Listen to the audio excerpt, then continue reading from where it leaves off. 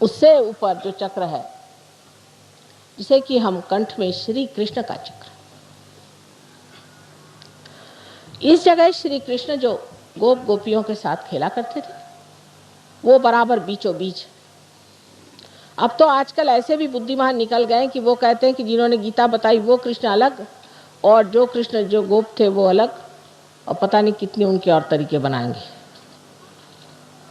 ये जो कंठ है, इस कंठ में 16 है, क्योंकि उनकी 16 कला आप जानते हैं, 16 पंखुड़ियां हैं। इसे विशुद्धि चक्र कहते हैं, मैंने एकदम विशुद्ध, क्योंकि योगेश्वर है। योगेश्वर को कुछ चिपकता नहीं है। तो आप उनकी कहानियां जानती हैं कि वो साक्षात योगेश्वर है, उनको कुछ चिपकता नहीं, बिल्कुल विशुद्ध आत्मा। और जब विशुद्ध पे आप आ जाते हैं तो सारी चीज़ नाटक जैसे दिखाई देती है और आप साक्षी होकर उसे देखते हैं। कोई चीज़ आपको चिपकती नहीं, आप साक्षी होकर के देखते हैं कि ये तो ड्रामा चल रहा है। क्योंकि आप जिस पानी में या भवसागर में फंसे हुए अपने लहरों से डर रहे थे, उससे उठकर के आप नाव में बैठ गए, आप लहरें देख रहे हैं। ये साक्षी स्वरूपत्व आप में अंदर आ जाता है। जैसे ही साक्षी स्वरूपत्व आ जाता है तो आप सारी सृष्टि को एक साक्षी होकर के देखते हैं और आप पर किसी चीज़ का असर नहीं आता। दूसरी बात यह है कि जो प्रश्न है आपके, उसका हल इससे बाहर निकलने पे ही होता है। जब तक आप उसमें उलझे हुए हैं, आपके प्रश्न कभी ठीक हो ही नहीं सकते। उससे जब आप बाहर निकल आते हैं तभी आप इस प्रश्न को ठीक कर सकते हैं। तो यहाँ पर बसा हुआ जो श्री कृष्ण का कंठ का स्थान है, इसमें भी 2 हिस्से हैं, एक को जैसे लेफ्ट का है और एक राइट। लेफ्ट में श्री विष्णु माया का स्थान। श्री विष्णु माया के बारे में आप जानते हैं कि जो उनकी बहन थी, जिन्होंने स्वर्ग में जाकर के आकाशवाणी करी थी, बादलों में से गरज कर कहा था कंस से कि तेरा मारने वाला अभी जीवित है। वही आकाशवाणी आज भी कार्य करती है, जो बिजली है ये भी कार्य करती है। और आप कभी देखिएगा तो आपको आश्चर्य होगा कि हमारे भी फ़ोटो बड़े कमाल के आते हैं। और जो ये कैमरा जिसे हम सीधी सादी चीज़ समझते हैं, इसने ऐसे ऐसे हमारे फ़ोटो निकाल दिए हैं कि आप हैरान हो जाइएगा। यहाँ तक कि बादलों में तक हमारे फ़ोटो आते हैं। ये आकाशवाणी का कार्य है, ये विष्णु माया है। इस विष्णु माया पर ये कहना है कि जब हमें भाई बहन का विचार नहीं रहता, जब हमारे अंदर ये शुचिता नहीं रहती, हम जब दूसरी औरतों के और बुरी निगाह डालते हैं, तब भी ये चक्र पकड़ जाता है। या किसी कारणवश हम ये सोचते हैं कि हम पापी हैं, हम दुष्ट हैं, और इस तरह की बेकार की अपने बारे में न्यून कल्पना कर लेते हैं, तब भी ये चक्र पकड़ता है। ये कल्पना कहीं कहीं बहुत ज़्यादा मैं देखती कि हम तो पापी हैं, क्योंकि रात दिन जो आता कहता तुम लोग पापी हो, ये संसार पापी है, और जो बताने वाला वो कौन बड़ा धर्मात्मा है।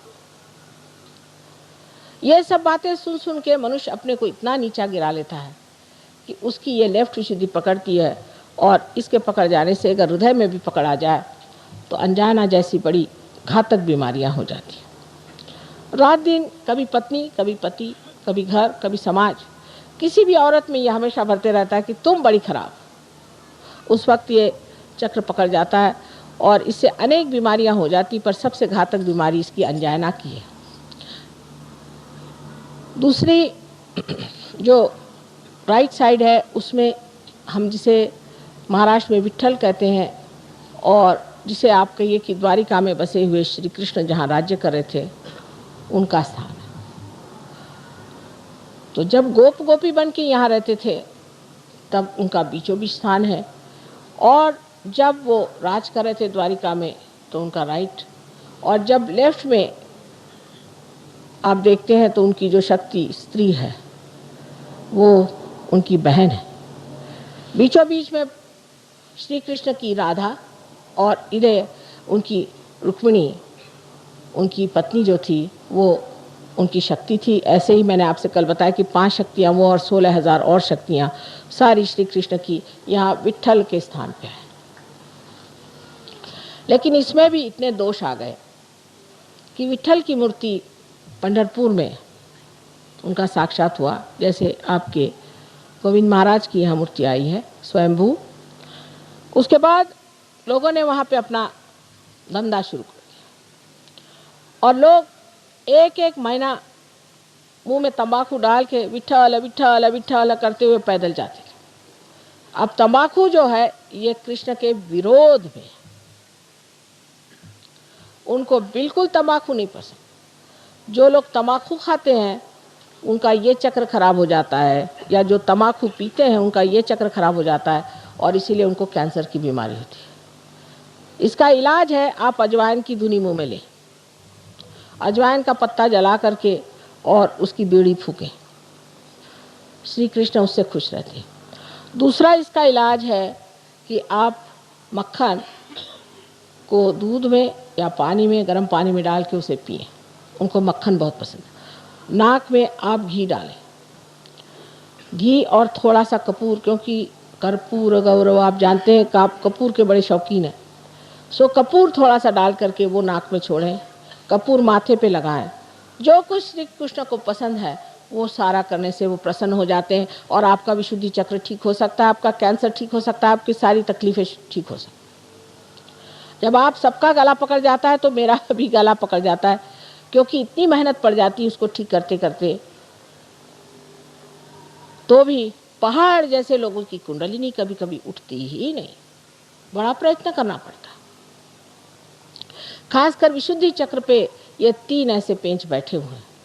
उसमें से ये कि जो लेफ्ट विशुद्धि है, अगर मंत्र वगैरह किसी गलत गुरु से लिए हैं और बक रहे हैं उसको सुबह से शाम तक, तो वो मंत्र भी पकड़ जाते। इन सब चीज़ों के लिए उसका इलाज सहयोग में हर एक का मंत्र रूप भी है, आसन रूप भी है, और भी कुछ उसके साथ में थोड़ा बहुत जैसे पानी, जल या चीनी, इस तरह की चीज़ें दे करके किया जा सकता है।